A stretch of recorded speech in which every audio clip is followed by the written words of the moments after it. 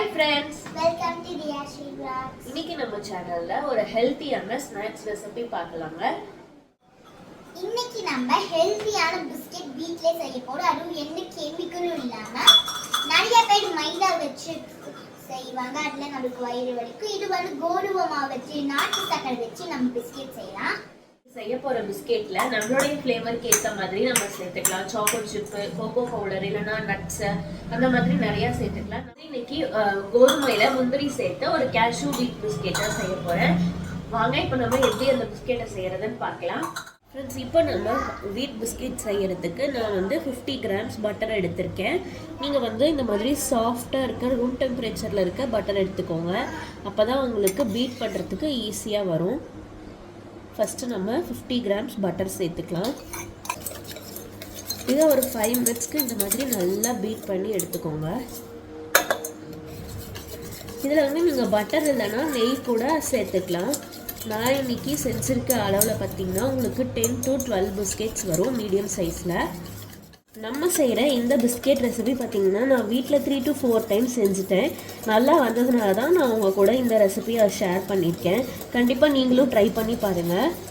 நீங்கள் பிகினர்ஸாக இருக்கீங்கன்னா பேக்கிங்க்கு நான் செஞ்சுருக்க இந்த அளவுகள் 50 கிராம்ஸில் நீங்கள் செஞ்சு பாருங்கள். கண்டிப்பாக உங்களுக்கு சூப்பராக வரும். பிஸ்கெட் ரெசிபி செய்கிறதுக்கு உங்களுக்கு 1/2 hour போதுங்க. ஈஸியாக செஞ்சிடலாம். அவன் இல்லாமல் நம்ம வீட்டிலையே கடாய் யூஸ் பண்ணி செஞ்சிடலாம். இப்போ பார்த்தீங்கன்னா நல்லா க்ரீமியாக இருக்க இந்த ஸ்டேஜில் நம்ம சுகர் ஆட் பண்ணிக்கலாம். இப்போ ஒரு மிக்ஸி ஜாரில் வந்து நான் 50 கிராம் நாட்டு சர்க்கரை எடுத்திருக்கேன். இது கூட 10 கிராம் நான் முந்திரி சேர்க்குறேன். இதில் வந்து உங்களுக்கு பாதாம், பிஸ்தா எந்த நட்ஸ் பிடிக்குமோ நீங்கள் அதை சேர்த்து செஞ்சுக்கலாம். நான் வந்து இன்றைக்கி முந்திரி மட்டும் சேர்த்துருக்கேன். இதை வந்து ரொம்ப ஃபைன் பவுடராக அரைக்காமல் நம்ம வந்து ஒரு பல்ஸ் விட்டு எடுத்தோம்னா அந்த முந்திரியெல்லாம் உங்களுக்கு நல்லா வாயில் கடிப்படுறதுக்கு டேஸ்ட்டு நல்லாயிருக்கும் சாப்பிட்றப்போ. இப்போ இது இருக்கட்டும், நான் அரைச்சிட்டு வந்து உங்களுக்கு காமிக்கிறேன். இப்போ பாருங்கள், நான் வந்து இந்த அளவுக்கு அரைச்சி எடுத்துட்டேன். முந்திரி வந்து ரொம்ப பவுடர் ஆகலை. அளவுக்கு இருந்தால் தான் சாப்பிட்றப்போ நல்லாயிருக்கும், உங்களுக்கு டேஸ்ட்டாக இருக்கும். இப்போ இதை வந்து இது கூட ஆட் பண்ணிக்கலாம். இதையும் வந்து நம்ம நல்லா மிக்ஸ் பண்ணி விட்டுடலாம்.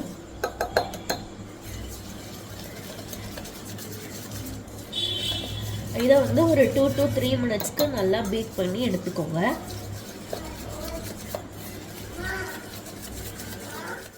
நான் ஒரு 3 மினிட்ஸ்க்கு நல்லா பீட் பண்ணிட்டேன். இப்போ இதில் வந்து நம்ம கோதுமை மாவு சேர்த்துக்கலாம். நான் வந்து இதில் 75 கிராம் கோதுமை மாவு சேர்க்க போகிறேன். 75 கிராம் கோதுமை மாவு இதை சேர்த்துட்டு ஒரு வாட்டி நல்லா மிக்ஸ் பண்ணிடலாம். இப்போ இதை நம்ம கையிலேயே நல்லா ஒரு டோ பதத்துக்கு இதை நம்ம எடுத்துகிட்டு வந்துடலாம்.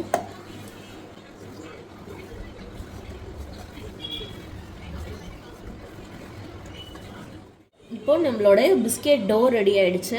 நம்ம வந்து இப்போது கடாயை ப்ரீஹீட் பண்ணணும். ப்ரீஹீட் பண்ணிடலாம். நான் வந்து இந்த மாதிரி ஒரு கடாய் எடுத்திருக்கேன்.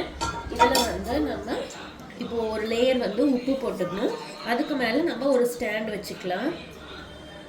நான் வந்து ஒரு லேயர் உப்பு சேர்க்குறேன். இது ஆல்ரெடி பேக் பண்ணப்போ யூஸ் பண்ணது தான், அதனால தான் உங்களுக்கு இந்த கலரில் இருக்குது. இதுக்கு மேலே ஒரு ஸ்டாண்ட் வச்சிடலாம். ஸ்டாண்ட் வச்சு மூடி வச்சுட்டு மீடியம் டு லோ ஃப்ளேமில் ஒரு 10 மினிட்ஸ் நம்ம இதை ப்ரீஹீட் பண்ணிக்கலாம். பிஸ்கெட் நம்ம செஞ்சு வைக்க போகிற பிளேட்டில் வந்து உங்களுக்கு பட்டர் ஷீட் இருந்தால் பட்டர் ஷீட் போட்டுக்கோங்க. இல்லைன்னா இந்த மாதிரி பட்டர் கொஞ்சம் அப்ளை பண்ணிக்கோங்க. இந்த மாதிரி ஒரு ஸ்பூனில் நம்ம செஞ்சு வச்சுருக்க டோவிலேருந்து கொஞ்சமாக எடுத்து அதை ப்ரெஸ் பண்ணி நம்ம இந்த மாதிரி எடுத்துக்கிட்டால் எல்லா பிஸ்கெட்ஸும் வந்து ஒரே ஷேப்பில் இருக்கும். அதுக்காக தான் நல்லா ரவுண்ட் பண்ணிவிட்டு நம்மளுக்கு பிடிச்ச ஷேப்பில் இந்த மாதிரி வச்சுக்கலாம். உங்ககிட்ட கட்டர்ஸ் இருந்தால் நீங்கள் கட்டர்ஸில் வச்சு கூட கட் பண்ணிக்கலாம். நான் ஜஸ்ட்டு சிம்பிளாக ஒரு ரவுண்ட் ஷேப் தான் கொடுத்துருக்கேன். இதே மாதிரியே மீதி இருக்க எல்லா பிஸ்கெட்ஸ்க்கும் எல்லா டோவுக்கும் நம்ம செஞ்சு வச்சிடலாம். இதுக்கு மேலே நான் சும்மா ஒரு சிம்பிளாக டிசைன் கொடுக்கறதுக்கு இந்த மாதிரி ஒரு ஸ்மைலி கட்ஸ் மாதிரி கொடுத்துக்கிறேன். 10 மினிட்ஸ் ப்ரீ ஹீட் பண்ண கடாயில் வந்து நம்ம வச்சிடலாம். ஓரங்கள் படாத மாதிரி எடுத்து வச்சுக்கோங்க. உடனே மூடி வச்சுட்டு 15 to 20 மினிட்ஸ் ஆகும் பேக் ஆகிறதுக்கு. இது இருக்கட்டும். நல்லா சூப்பர் ஸ்மெல் வந்துருச்சு. இப்போ வந்து கரெக்டாக உங்களுக்கு 20 மினிட்ஸ் ஆயிருக்கு. நம்ம ஓப்பன் பண்ணி பார்க்கலாம். பாருங்கள், இந்த ஓரத்தில் எல்லாமே நல்லா ப்ரௌன் ஸ்பாட்ஸ் வந்துருச்சு. இப்போ இந்த ஸ்டேஜில் நம்ம ஆஃப் பண்ணிடலாம்.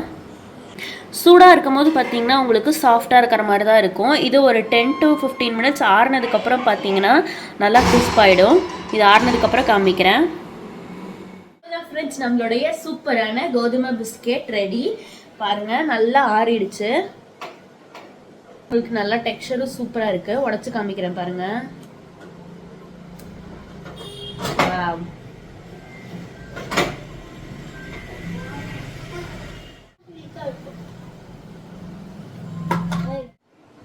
சூப்பரா இருக்கு फ्रेंड्स. சூப்பரா இருக்கு. கண்டிப்பா நீங்களும் இந்த ரெசிபியை வீட்ல ட்ரை பண்ணி பாருங்க. இதே மாதிரி டெக்ஸ்சர்ல உங்களுக்கு சூப்பரா வரும். கோதுமை பிஸ்கெட் வீட்லயே ரெடி. இந்த வீடியோ உங்களுக்கு பிடிச்சிருந்தா உங்க ஃப்ரெண்ட்ஸ் அண்ட் ஃபேமிலிக்கு லைக் பண்ணி ஷேர் பண்ணுங்க. நம்ம சேனலை ஃபர்ஸ்ட் டைம் பாக்குறீங்கன்னா மறக்காம சப்ஸ்கிரைப் பண்ணிக்கோங்க. Thank you. Bye. Bye. Bye.